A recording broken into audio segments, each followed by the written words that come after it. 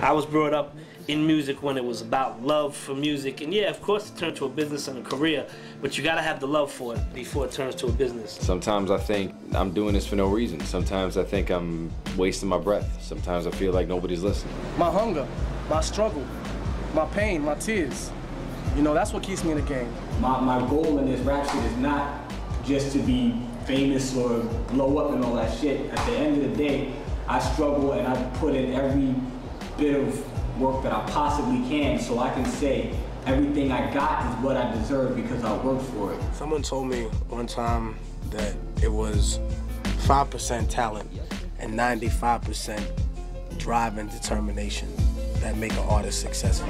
Bottom line, this is the only shit I ain't never quit at in my life, man. Well, I love the art form, you know what I'm saying? All the other bullshit I hear, I mean, they gotta be room for me. I hear a whole lot of crap. And hearing everybody else out there, like I have a competitive nature inside my mind to be the illest, you know what I'm saying? And it keeps me driving like that, you know what I'm saying? What keeps me in this game is just being able to tell everybody I'm nicer than them. The thing that keeps me going is the rush I get from performing live on stage. There's nothing like people actually knowing the song that you came up with in your living room, down front, singing it back to you word for word. I was just listening to the radio and I was just recording it on a jazz station, and this came on and I recorded it on accident, essentially, and it was perfect. So I saved the tape and it became the foundation for Masochist.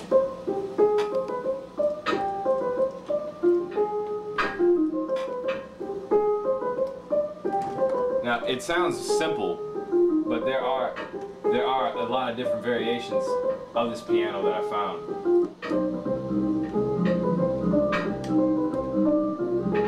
And then this break.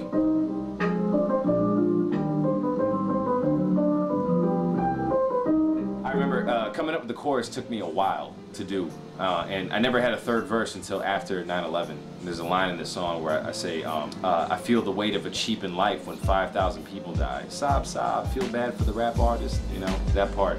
And, you know, it was at the time where it was literally like a week after the shit happened and nobody was sure how many people had died, you know, and there were tallies with 5,000, 6,000 people, but that's why I said 5,000, because nobody was sure. It was my way of expressing all this kind of guilt that I felt for being alive at that point. So the hook came later. I was always humming this melody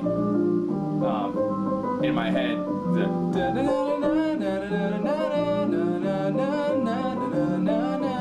So I was always humming that in my head. And it was just like the words never came. And then when I figured out what the title was gonna be, I kept thinking about, you know, in an abusive relationship, you know what I'm saying? What, you know, like what goes through the mind of a woman that gets beat and stays with a husband because she loves him? You know what I'm saying? Like, you know, if I gotta fight for the rest of my life, then I'm gonna turn the other cheek. Yeah, cause I hate the way you hurt me, but I can't get enough of your love. It's actually a three-part harmony. If I gotta fight for the rest of my life, then I'm gonna turn the other cheek. Yeah, cause I hate the way you hurt me, but I can't get enough of your love. If I gotta fight for the rest of my life, then I'm gonna turn the other cheek. Yeah, cause I hate the way you hurt me, but I can't get enough of your love.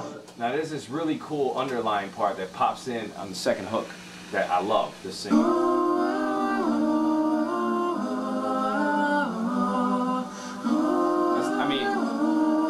These things aren't effects, these are just vocal work, you know, harmonies that create these kind of like phasing effects on the vocals, you know what I'm saying? This is me yelling at myself, I don't know what the fuck is wrong with me, but... I fucking own you. I own you. Do whatever I tell you to do.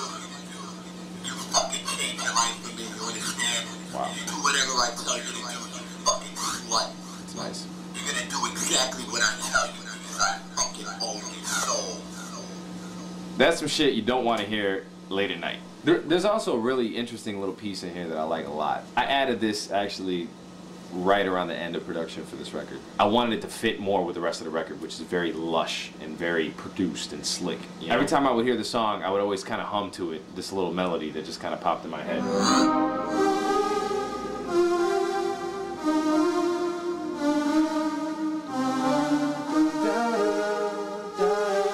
And then I had the singing come in with it.